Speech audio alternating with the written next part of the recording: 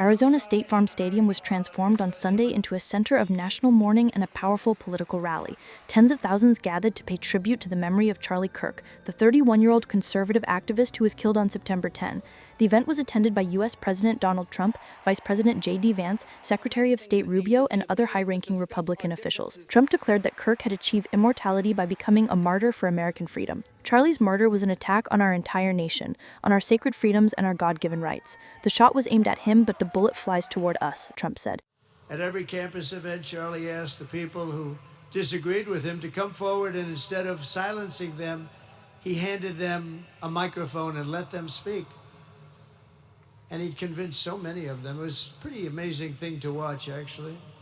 Shortly before Charlie arrived on campus, the day he was assassinated, a staff member texted him that there were many critics and students who were opposed to his views, and rather strenuously in the crowd. And that actually made him feel good, because he wanted to convince them. He understood. He really did. He understood what was right. And he was right about that.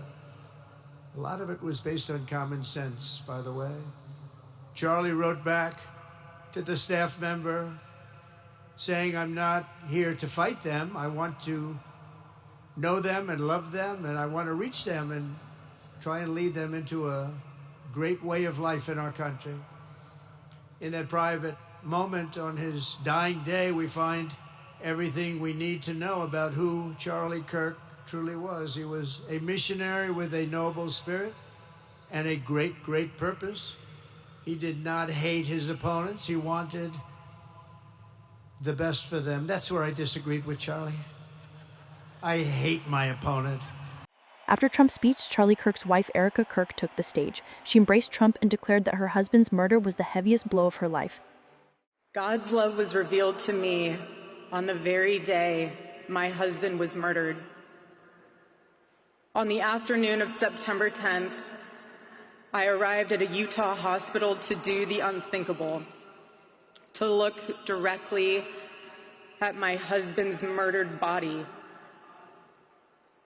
I saw the wound that ended his life. I felt everything you would expect to feel. I felt shock. I felt horror. And a level of heartache that I didn't even know existed. But there was something else too. Even in death, I could see the man that I love. I saw the one single gray hair on the side of his head, which I never told him about. Now he knows. Sorry, baby, I'm telling you now, but never told him. Didn't want to. Erica, despite her deep pain, emphasized that she has been able to forgive her husband's killer. That young man, on the cross, our Savior said,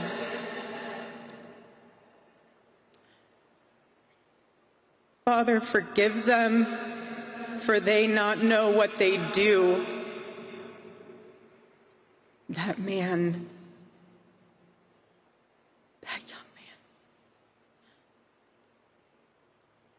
I forgive him.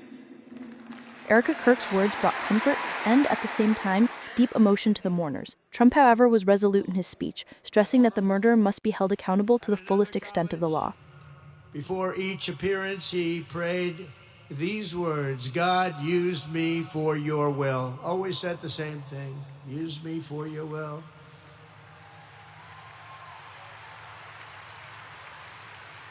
And that is exactly what God did. When you think, that's exactly what he did. The more success Charlie had, and he was getting more and more successful, the more dangerous his mission became. On campuses all over the country, his quest for open dialogue was met with menacing hate. There were bomb threats, pulled fire alarms, and countless rage-filled radicals who tried to shout him down. It was nasty.